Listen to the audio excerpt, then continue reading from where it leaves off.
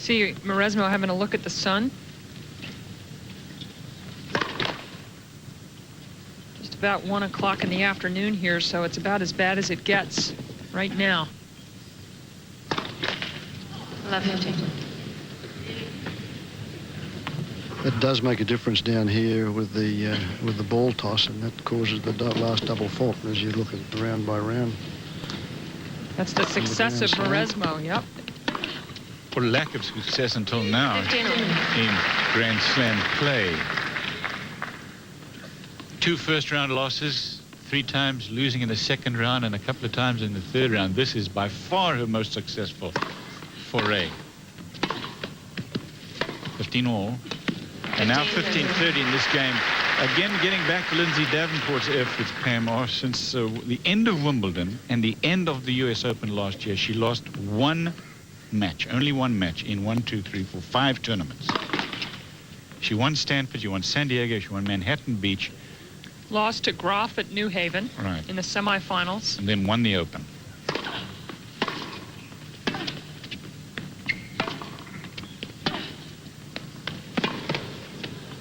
That is wide, 30 all. And that's a really effective little play against Davenport if you can carry it off. The slice backhand up the line that stays low. That's probably one of the weaknesses of Davenport's game, picking up the low forehand.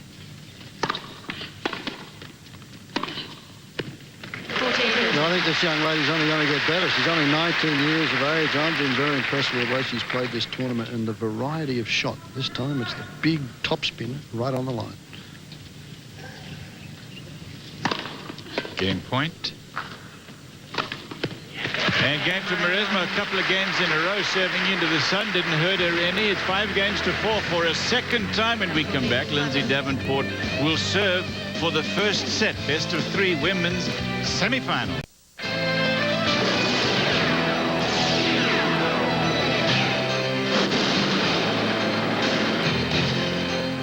We are the Young Tennis Divas. And we came from Harlem to Melbourne. And you're watching the Australian Open on ESPN2. The Pyramid Tennis Association organized a trip for these 5 young ladies from Harlem as a way to expand their horizons beyond their neighborhood. Mary Jo Fernandez supported the effort, Monica Seles, Martina Navratilova, and when I told Fred about it, he said, so did I. Thank you, Fred. Well done. Sounds like a very, very nice contribution.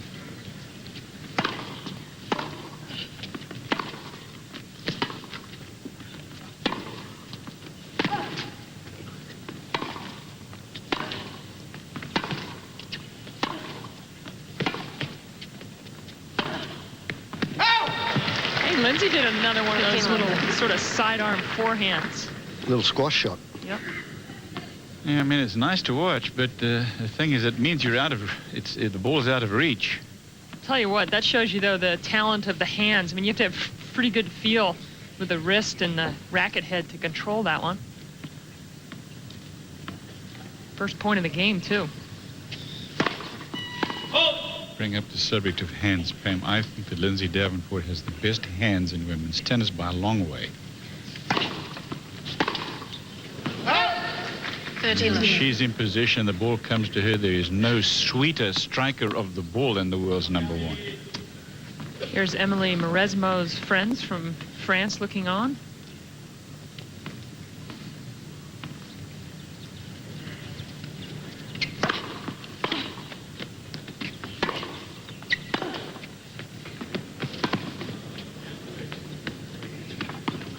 On the line. Waiting for a call.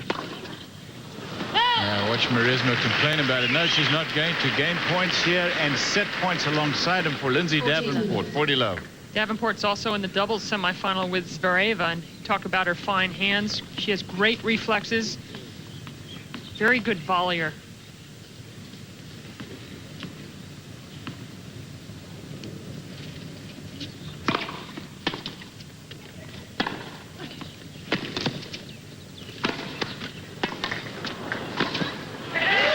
So Davenport holds on. We've said a lot, Pam Shriver, about her mobility and her improved fitness and the fact that she's lost some weight, talking about Lindsay Davenport, but she's never going to be that nimble a player, no matter what.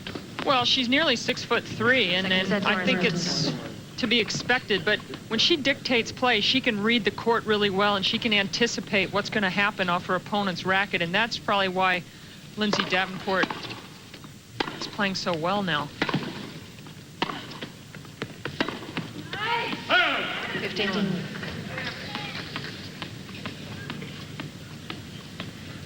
25 straight sets in Grand Slam matches. As you mentioned, she hasn't lost a set in Slam play. Didn't lose one at the US Open. Hasn't lost one here.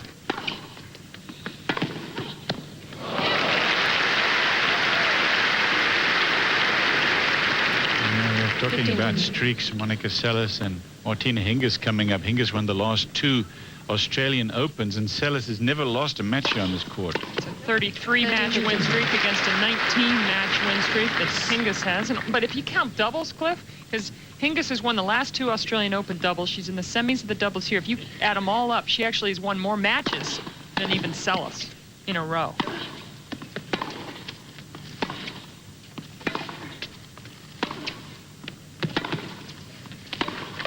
Boy, that's a beautiful shot. So something's got to give today. 40%. That was up from 18% earlier in the match for Mauresmo. 3 aces from Davenport. That is a number that keeps increasing, and it's so helpful. Unforced errors, just a few more for Mauresmo, and it all came in the break points. 2 for 2 for Davenport, 1 for 6 Mauresmo.